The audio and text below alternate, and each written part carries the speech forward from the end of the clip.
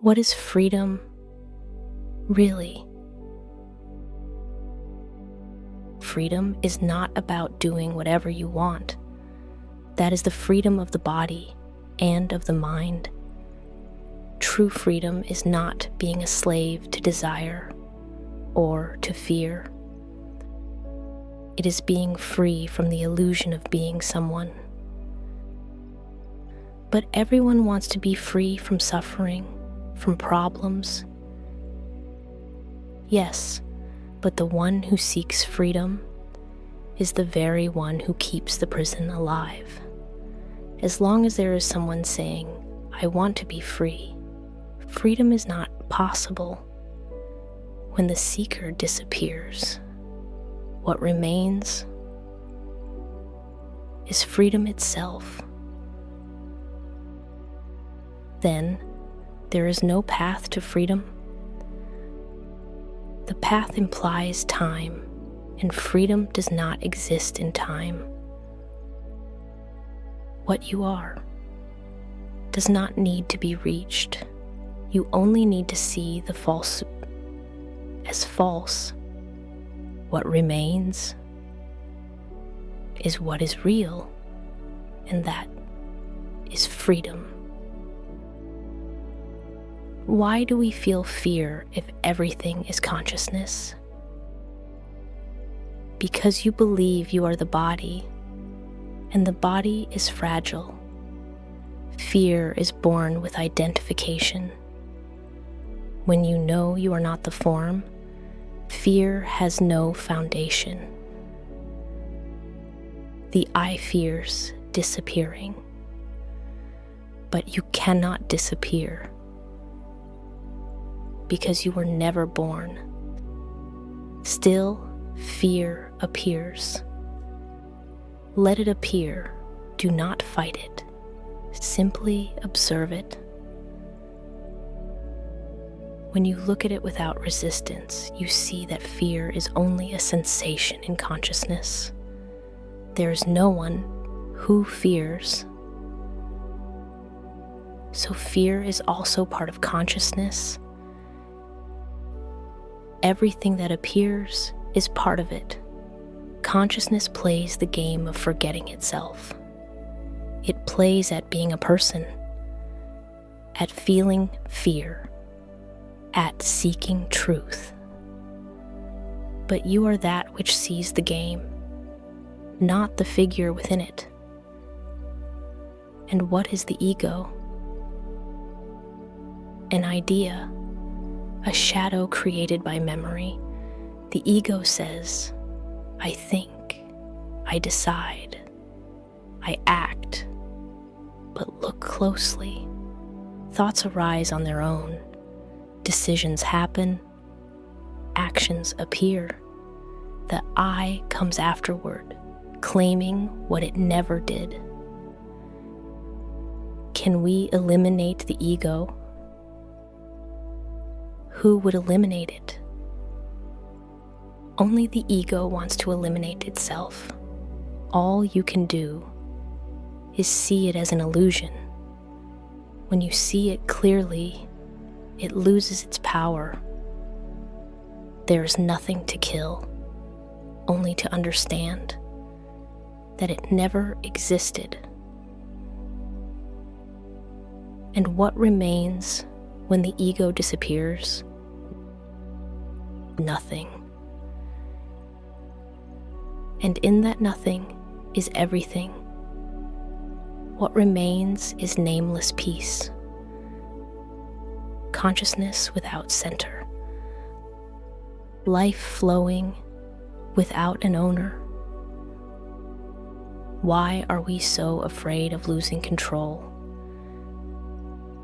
Because the I lives through control. It wants to dominate the future, to possess security, to manipulate uncertainty. But life cannot be controlled. When you truly understand this, fear dissolves. So, what does it mean to live without control? It means allowing life to be as it is. The mind believes that without control, there will be chaos. But look around. The universe functions perfectly without your direction. The heart beats. The sun rises. Breath happens. Life does not need your permission. And is freedom found in this acceptance? Freedom is in seeing that there was never anyone to accept or reject. The I is only a temporary appearance within the vastness.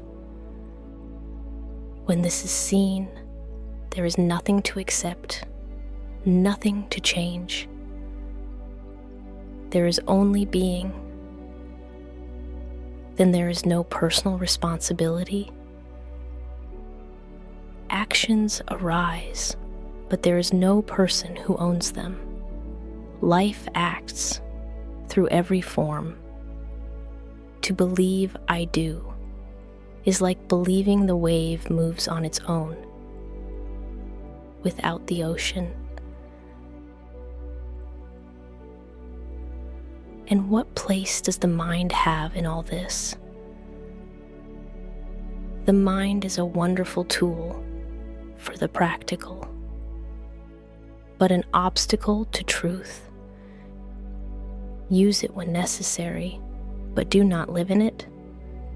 When you stop following every thought, you discover the silence behind them all. And that silence is freedom. Yes. In silence, there is no fear, no desire. The mind becomes still. And what has always been there is revealed. The space in which everything appears. That is you. How can one recognize that silence amidst the noise of life? Do not look for it outside. It is here, even now, as you listen. It is not the silence of the ears. It is the silence of being. The silence untouched by noise or thought. Can someone lose that understanding? Understanding may be forgotten, but that which understands cannot be lost. The sun does not stop shining because a cloud passes before it. When the cloud moves away, the sun is still there. Then fear, ego, and suffering are just clouds? Exactly. They are movements of the mind, not enemies. They simply appear and disappear within consciousness. What you are never changes. And how does one live when this is truly seen? Lightly. No struggle, no defense, no guilt. Things come and go, but you remain. You live free because you no longer seek to be free. And how can I remember this in difficult moments? Do not try to remember. Allow the difficult moment to be. Even forgetting happens in you. Observe calmly, without wanting to escape. That which observes is you. And the fear of death, that fear is the last to go. But even death is only a thought.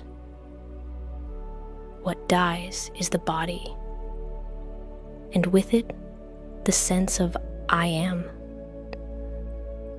But that which observes birth and death has no beginning and no end.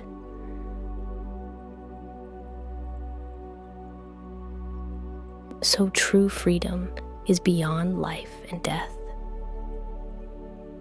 Yes, when you know you were never born, death loses all meaning. The body appears and disappears, but you are not the body. You are the space in which all things are born and die. And what name does that have? None. Names are for things that change. What you are cannot be named. Call it being, call it God, the absolute, silence. All words are only approximations. And how do we reach that? There's no there. You are already that. You have always been that. The only thing that changes is that you stop looking somewhere else. Then what meaning does all this have? None. And yet, all the meaning. When there is no seeker, there is nothing to attain. Life lives itself, free of purpose, free of fear, free